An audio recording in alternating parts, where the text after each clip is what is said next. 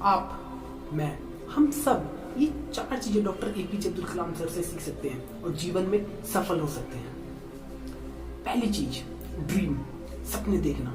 Doctor कलाम साहब कहते थे you have to dream before your dream can come true. आपके सपने सच होने से पहले आपको सपने देखने होंगे। क्या आप सपने देखते हैं? अगर नहीं तो देखिए, और अगर देखते हैं तो उसे पाने की पूरी शिद्दत के साथ कोशिश कीजिए। अरुण तिवारी जी बताते हैं उन्होंने उनके साथ काफी समय बिताया और उन्होंने क्या ऑब्जर्व किया कि कलाम साहब अपने काम को लेकर इतने डेडिकेटेड रहते थे कि उनको समय का भी पता नहीं चलता था। उन्होंने बताया ही वर्क 19 आवर्स अ डे, वे 19 घंटे काम करते थे। अब आप खुद सोच सकते हैं कि वे कितने डेडिकेटेड थे अपने काम को लेकर। क्या आप इतने डेडिकेटेड हैं अपने काम को लेकर?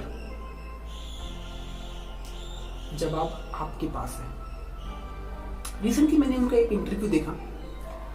अर्नब गोस्वामी जी उस समय एडिटर हुआ करते थे टाइम्स नाउ के। उन्होंने उनसे पूछा why you push yourself so hard,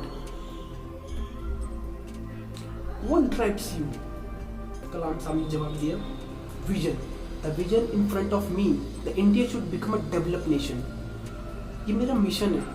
मैं चाहता हूं ये देश आगे बढ़े, ये देश ऊंचाइयां छुए। ये चीज मुझे पुश करती है। क्या आपका ड्रीम आपको पुश करता है? क्या आपका ड्रीम आपसे कहता है कि चलो 1 घंटा और करते हैं? अगर नहीं तो सॉरी टू से आपका ड्रीम नहीं है, या तो आप अपने ड्रीम को लेकर डेडिकेटेड नहीं है। ये पहली चीजें जो हम उनसे अपने जीवन में सीख सकते हैं कि सपने देखना।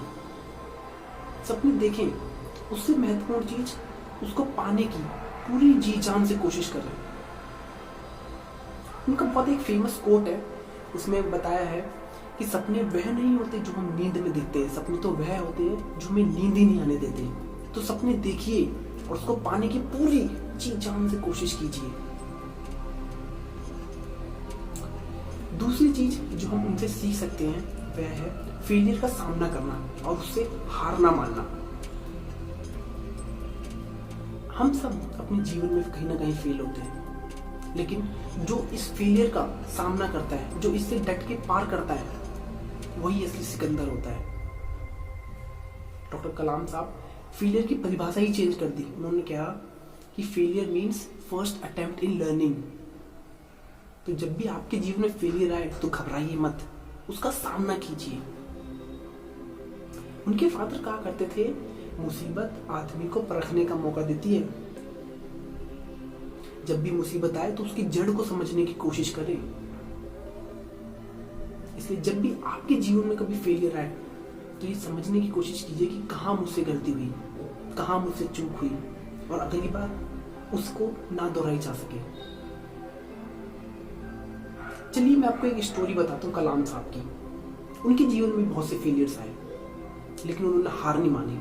ऐसी एक फेलियर 1958 में, वो एयरफोर्स में भर्ती होना चाहते थे, उनकी बड़ी तमन्ना थी, लेकिन ऐसा हो नहीं पाया। खुदा को तो कुछ और ही गवारा था।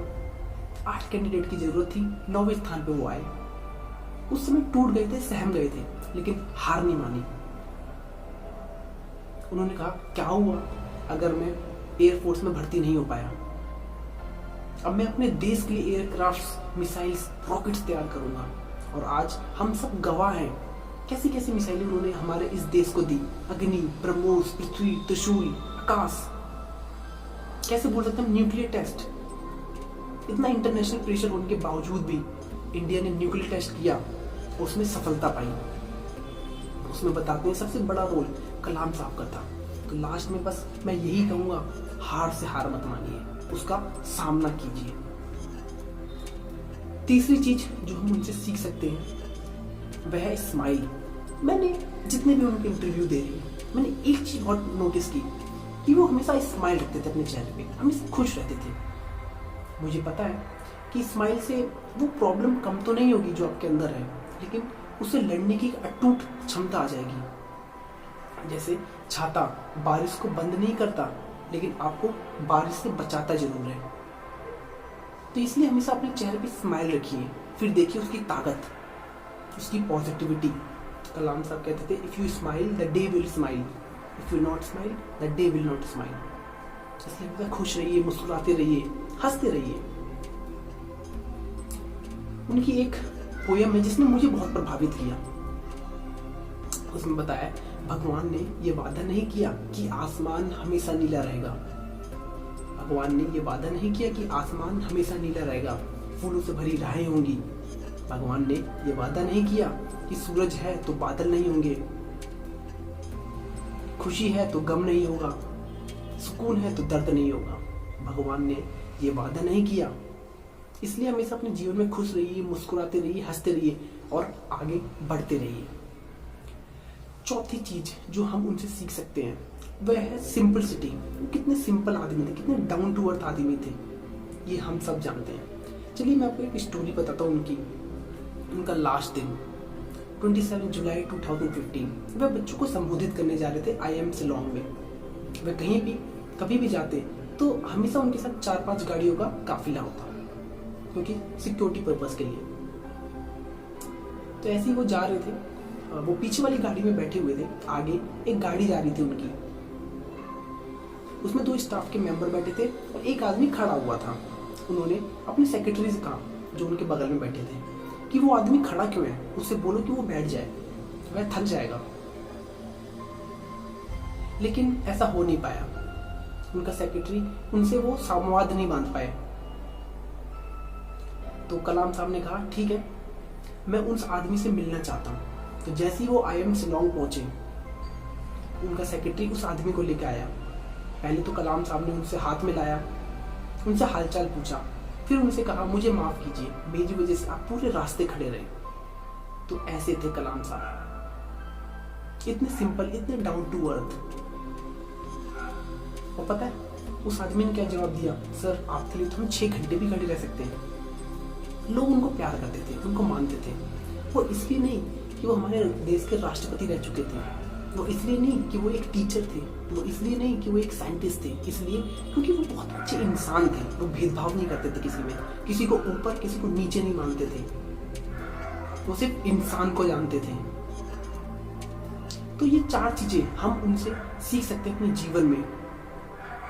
वैसे तो उनकी पूरी जीवन एक प्रेरणा से भरी हुई है। अगर आप उनके बारे में और जानना और सीखना चाहते हैं तो मैं आपको ये बुक रिकमेंड करूंगा। ये बुक, इसका हर एक पेज ज्ञान से भरा हुआ है। इसका हर एक पेज से आप ऐसी ऐसी चीजें सीखेंगे जो कहीं और नहीं मिलेगी। इसके अलावा अगर आप मूवी के शौकीन हैं, 2 ऐसी मूवी जो मैं आपको रिकमेंड करूंगा, जिसे आप जरूर एक बार देखिए। फर्स्ट IIM कलाम। ये एक बच्चे की कहानी है इसमें, कि एक बच्चा ढाबे में काम करता है, लेकिन जब वो टीवी में देखता है कलाम साहब को, उनकी बातें सुनता है, उसके लाइफ में एक पर्पस आ जाता है, एक लाइफ में एक विजन आ जाता है, उसका लाइफ का थॉट प्रोसेस चेंज हो जाता है। और दूसरी अ लिटिल ड्रीम, इसमें कलाम सर के ऊपर की स्टोरी दिखाई गई है। इसमें दिखाया गया है कि जहां वो रहा करते थे, वो घर, वो रामेश्वरम की स्ट्रीट, वो शिव मंदिर, वो मॉस्क्यू, जहां उनके फादर हर शाम को प्रेयर के लिए, नमाज के लिए ले जाया करते थे। तो ये दोनों मूवी और वो बुक मैं आपको हाईली रिकमेंड करूंगा कि आप जरूर देखिए और जरूर पढ़िए। मैं गारंटी लेता हूं आपकी लाइफ चेंज हो जाएगी।